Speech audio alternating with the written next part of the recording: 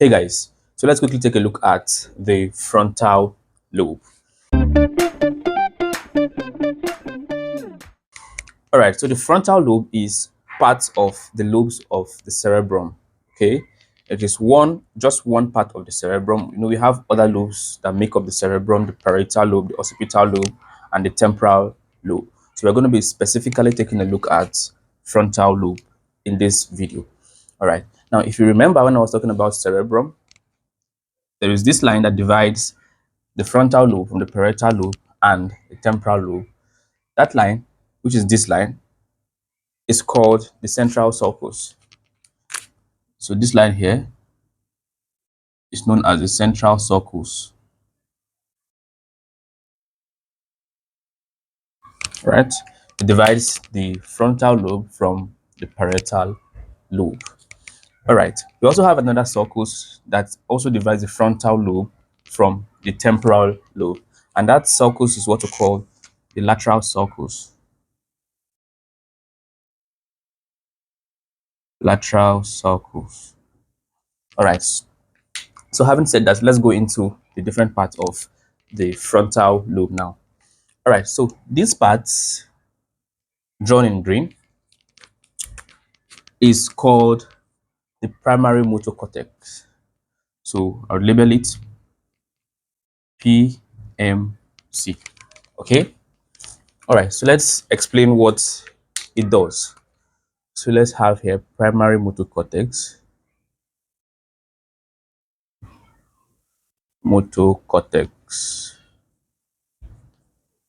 What's the function of the primary motor cortex? It plays role in voluntary movement of muscles. Okay, so the movement of muscles, the movement of probably the legs. You want to stand, you want to sit, you want to carry out some mechanical activities. The primary motor cortex play a role in that aspect. All right, now the next we're going to look at is this one labeled in red. Now this is called the motor association cortex. The motor association cortex. So let's label that here. Motor association cortex. Now, what's the function? Firstly, the motor association cortex is divided into two, right? It's divided into the premotor premotor cortex and the supplementary motor cortex. Supplementary motor cortex. So the premotor cortex and the supplementary motor cortex make up the motor association cortex. All right. Now, what's the function of the motor association cortex? It also plays role in voluntary actions, but then it plays role basically in planning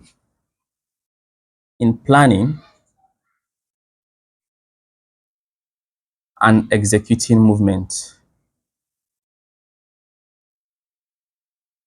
and executing movement.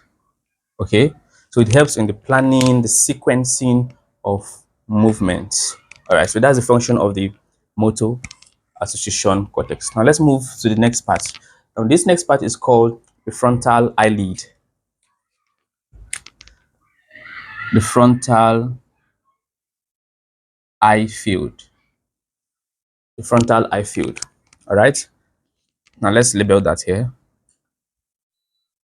Frontal eye field. And what's the function of the frontal eye field? It plays role in voluntary movement of the eyes, right? Voluntary movement of the eyes, right? So you being able to move your eyes up, down, left, and right is as a result of the functionality of frontal eye field. All right. Now the next part is what we call the prefrontal cortex.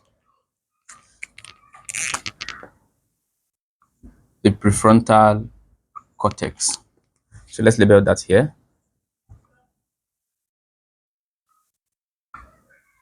The prefrontal cortex. Now the prefrontal cortex has a lot of functions. So it is responsible for your personality, your personality, responsible for your personality, is responsible for your sense of judgment, sense of judgment, decision making,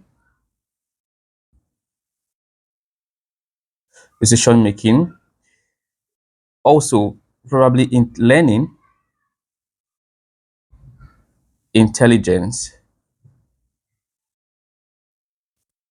all right, and so forth. So this prefrontal cortex plays role in all these: personality, judgment, decision, learning, and intelligence. All right.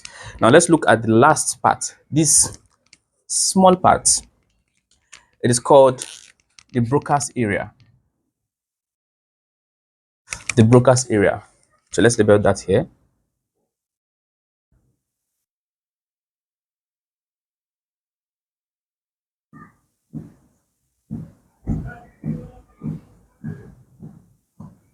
Now, what's the function of the Broca's area? The Broca's area play major role in speech formation. Speech formation. So speech formation. And when I talk about speech formation, it's not actually the formation of speech. It just plays a role in telling the muscles involved in speech formation, like the tongue, the and other part, the voice box, to make certain speech or certain sound. Okay, so the Broca's area is responsible for speech formation. All right, so this is just an overview of the frontal lobe. See you in my next video.